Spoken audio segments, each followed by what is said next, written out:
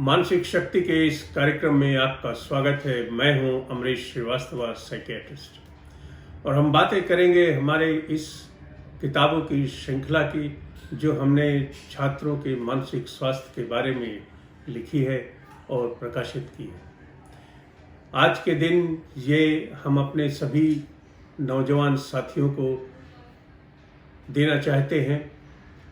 इन पुस्तकों का उपयोग न केवल छात्रों के लिए है बल्कि उनके अध्यापकों, अभिभावकों, कॉलेज के टीचर्स, एडमिनिस्ट्रेटर्स, रिसर्चर्स, सभी लोगों के लिए है। इनमें वैज्ञानिक तथ्यों पर आधारित समस्याओं के मनोवैज्ञानिक विश्लेषण, मानसिक स्वास्थ्य की से संबंधित चर्चा और अनेक ऐसी बातें बताई गई हैं जिससे लोग अपने मानसिक स्वास्थ्य को सकारात्मक रूप से कैसे प्रोत्साहित करें, कैसे विकसित करें, इस बात की विवेचना है।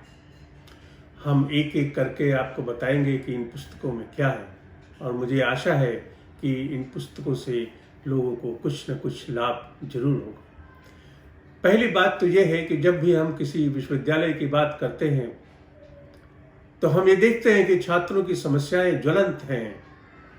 न केवल उन्हें तनाव की समस्या है बल्कि उनमें मानसिक बीमारियां भी पाई जाती हैं।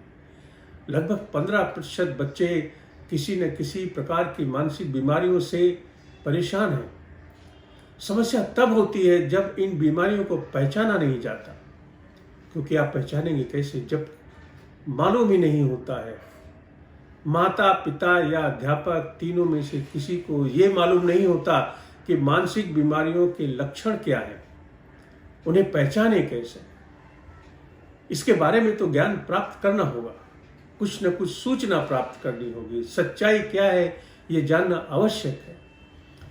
आप हमेशा याद रखिए कि यदि बीमारी की पहचान देर से की गई तो उसके इलाज में और इलाज के प्रभाव में, इलाज के फायदे में, दोनों में दिक्कत पेश आती है। और कुल मिलाकर हमें क्या मिलता है? संपूर्ण स्वास्थ्य प्राप्त नहीं हो पाता। कितना ही उत्तम इलाज करें, अगर देर से बीमारी पकड़ी गई है तो समस्याएं बढ़ती हैं। ये तो सिर्फ एक विषय है। अक्सर ये बात जब हम कहते हैं कि मैं साइकियाट्रिस्ट हूँ या I am a mental health professional, या कोई भी मेंटल हेल्थ प्रोफेशनल जब आपसे बातें करता है तो ये पहला सवाल उठता है कि why should I consult A mental health professional. हमें मानसिक स्वास्थ्य के विशेषज्ञों से के बारे में चर्चा क्यों करनी चाहिए? तो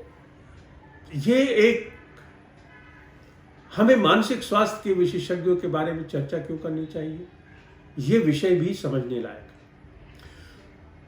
हम ये कहना चाहते हैं कि मानसिक स्वास्थ्य के विशेषज्ञ सिर्फ बीमारियों का इलाज नहीं करते।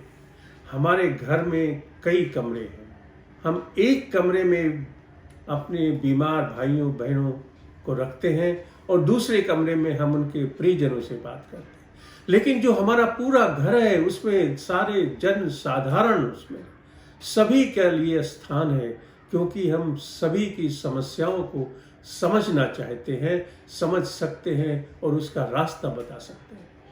हम ये बता सकते हैं कि आपकी छुपी हुई प्रतिभा क्या है। हम ये बता सकते हैं कि आप किस द्वंद्व से गुजर रहे हैं और उस मानसिक द्वंद्व का रास्ता क्या होगा।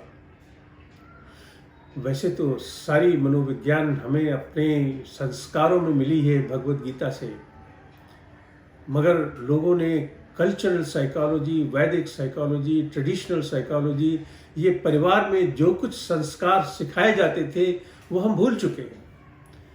परिवारों में किसी के पास किसी के लिए समय नहीं है। लोग एक दूसरे से मिलने के लिए भी फोन पर अपॉइंटमेंट लेते हैं। वो क्या पढ़ते हैं, कितना पढ़ते हैं, कितना ज्ञान अर्जित करते हैं, जीवन के बारे में क्या जानते हैं, क्या जानना चाहते हैं, ये एक प्रश्न बन गया है आज, जिसके बारे में हमें सोचना पड़ेगा।